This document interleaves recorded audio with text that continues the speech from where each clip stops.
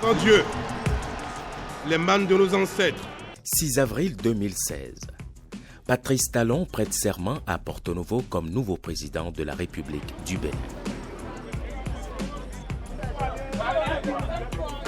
On a constaté que beaucoup de journaux ne sortent plus. Il y en a qui s'efforcent à paraître, mais qui ne sortent plus comme d'habitude. Ceux qui étaient quotidiens sont devenus rares, c'est-à-dire 2 fois, 3 fois par semaine. Et ceux qui étaient hebdomadaires sont disparus totalement. Et on attendait que des contrats soient signés pour qu'ils reprennent. Parce que sans eux, nous, on n'existe pas. Je travaille avec une quinzaine de journaux, au moins une quinzaine. Mais actuellement, on a à peine 5. Ça varie entre 3 et puis 5 journaux qui continuent de paraître difficilement à cause de la suppression des contrats.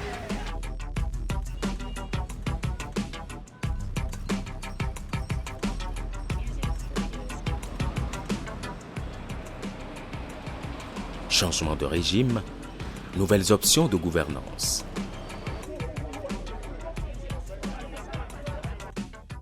Très vite, le gouvernement décide de revoir les relations avec la presse privée. Le couperet tombe. Les contrats sont suspendus avec un lot de difficultés pour radio, télés et journaux écrits.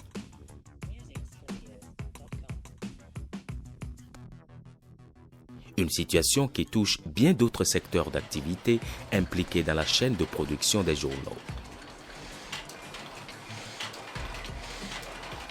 Cela a amené une baisse drastique de nos activités, d'où beaucoup de chômage technique.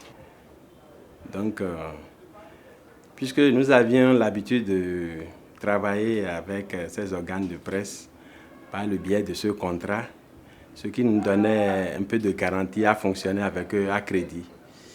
Donc, histoire de régulariser les paiements par ces genres de contrats. Donc, une fois que ces contrats ont été suspendus, ça a amené des dettes énormes.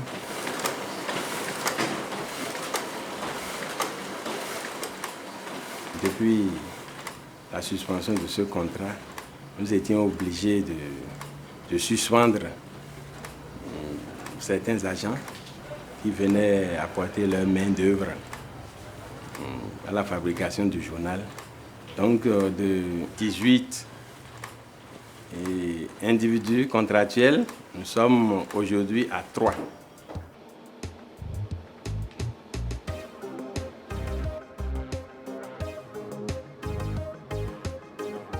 Actuellement, je suis avec la secrétaire.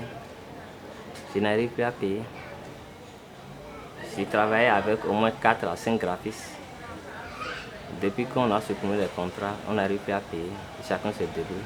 Dites-vous que quand un distributeur fait son job, c'est toute une famille, parce que nous sommes des pères de famille. Il n'y a pas beaucoup de jeunes parmi nous. Donc, il y a une cinquantaine de distributeurs, parce qu'un organe de presse, un journal quotidien reçoit au moins 3 à 4 distributeurs. Et il y a déjà plus d'une cinquantaine qui ne sortent plus régulièrement.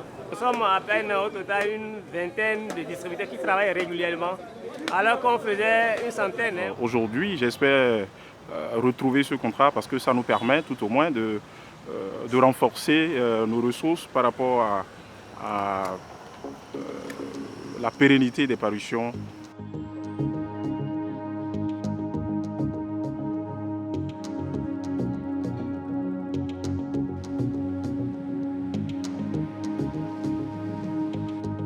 Je crois qu'un organe privé ne peut pas vivre sans contrat, de façon générale.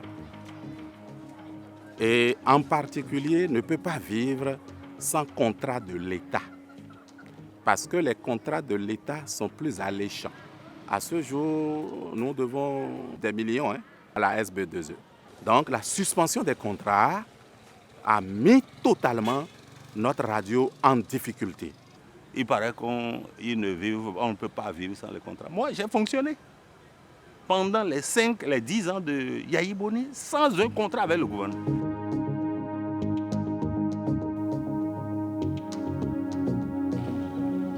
L'État a suspendu les contrats avec les organes de presse, mais ça ne nous a pas fait mousse parce que nous, même sans le contrat de l'État, la radio GDS peut fonctionner. Tout simplement parce que nous sommes tracé une ligne, la ligne directrice de la maison qui est d'ailleurs notre ligne éditoriale. Nous sommes dans la promotion de la démocratie, de la bonne gouvernance et des droits de l'homme. Et à ce titre, nous avons de petits contrats avec les ONG qui sont dans la même ligne que nous.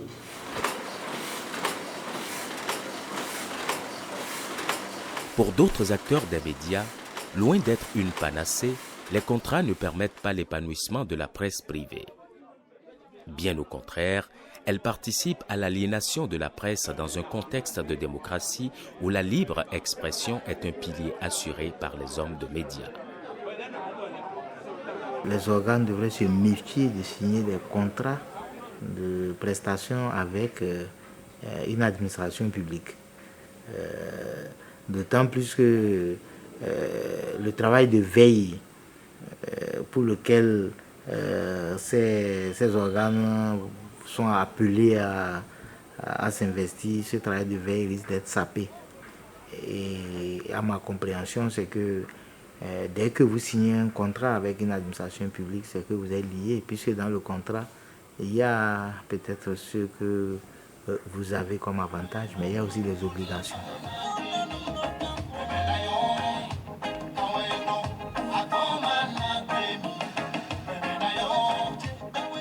J'y vois très peu de bonheur. Contrat avec le gouvernement. Contrat avec des sociétés d'État, je suis d'accord, un abonnement, une action ponctuelle, comme la SB aujourd'hui, on lui dit, la SB nous dit aujourd'hui, de telle à telle heure, il n'y a pas de service, pour telle raison. D'accord, ça, j'y vais. Mais pour dire, il y a le contrat, moi j'ai dit, il y a un danger pour la profession, parce que mon partenaire, c'est lui qui m'oriente finalement, c'est lui qui me fait dire ce qu'il veut. Je n'ai pas de réserve, moi. Je n'ai jamais vu un journal faire un encadré après un papier, faire un encadré pour dire c'est mon opinion. Il peut lui, in extenso. Vous voyez des titres, si à moi je dirais, vous êtes dans deux directions différentes. Si tu as des pôles différents de la ville, vous avez le même titre, le même texte ce matin, je dis, hey, de qui vous vous moquez là? De vous-même. Parce que le peuple lui comprend ce que ça signifie. Actuellement, il y a des pressions pour décrire dans un sens et puis vous allez... Moi, je ne me sens pas concerné par ça. Parce que ce que je dois écrire doit correspondre à la déontologie et à la vérité. Si moi je sais que ça correspond à la vérité, j'écris. Mais on ne peut pas m'envoyer un article tout fait. Dans le cadre d'un contrat, je vais accepter. Le problème qui va se poser en plus à ces organes-là, c'est la difficulté à les séparer des organes dits étatiques. Puisqu'il y a déjà des organes de services publics qui sont appelés parfois à accompagner l'État dans ce qu'il fait. En tout cas, dans l'entendement de nos pays africains, les organes de service public accompagnent souvent les gouvernants dans le travail qu'ils font. Mais ces organes de service public n'ont pas un contrat tacite avec le pouvoir, mais ils sont considérés comme des relais du pouvoir exécutif, puisqu'ils dépendent des ministères de l'information et de la communication. Mais si un organe qui se dit indépendant se met à signer des contrats, il devient en même temps un relais. Et donc, il occupe l'espace déjà occupé par un organe de service public. C'est pour ça que, pour que la liberté s'affirme, pour qu'il y ait un pluralisme assez clair, et pour qu'il y ait une dichotomie entre le public et le privé, il faut faire en sorte que le privé n'aille pas sur le terrain de ce qui revient au public. Contrat, je dis attention. Contrat, attention. Surtout avec le gouvernement qui me fait dire ce qu'il veut, qui peut ne pas être la réalité. Je dis, je fais attention.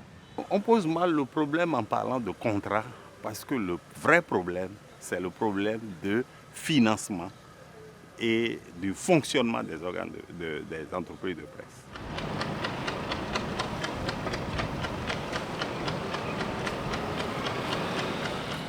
Pour un environnement médiatique composé d'environ 130 parutions pour 83 quotidiens, 71 radios et 11 télévisions selon des chiffres de la Haute Autorité de l'audiovisuel et de la communication, le financement de la presse n'est pas chose aisée. Et que le privé fasse réellement son travail, vit des ventes et de la publicité. Et la publicité s'entend, la publicité offerte par les grandes firmes, les grandes sociétés. Mais à ce que je sache, l'administration elle-même n'est pas appelée à faire de la publicité pour ce qu'elle fait. Parce que l'administration, par essence, est dévouée aux citoyens, donc elle n'est pas là pour faire du profit. Et par conséquent, je ne vois pas comment une administration peut se mettre à signer des contrats, à faire comme si elle avait une prestation à vendre pour gagner un bénéfice sur cette prestation.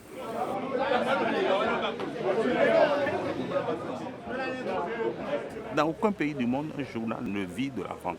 Sauf en France, dans certains pays, comme des journaux comme le Canard enchaîné, c'est uniquement en France, ils n'ont pas de publicité.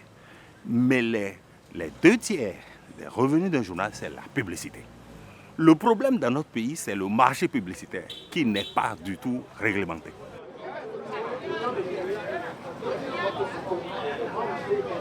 La réglementation de la publicité pourrait être une solution parmi tant d'autres.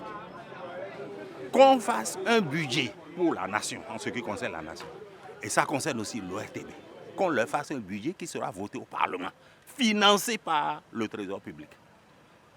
Et donc, avec ce budget, la nation et l'ORTB, en l'occurrence, pourront tourner, maintenant, quitte sur le marché publicitaire, on fait un pourcentage et ils ne seront plus majoritaires sur le marché publicitaire, comme c'est le cas aujourd'hui. C'est ce que je dis à nos amis de la nation. Il faut réguler le marché publicitaire. De cette manière-là, ce qu'on appelle communication, ce qu'on appelle les contrats, ça va disparaître automatiquement parce que nous aurons des ressources pour vivre. C'est pour ça que moi je lutte. Donc les questions de contrat ne me gênent pas. Si on m'en fait, je regarde. Si ça m'intéresse, je prends. Maintenant, ça ne m'oblige en rien. J'écris ce que je veux. Et si on m'envoie des papiers pour dire de faire dans un sens qui ne m'intéresse pas, je ne fais pas. Si vous êtes bon, on ira à vous. Radio, télé, journal papier, on ira à vous si vous êtes bon.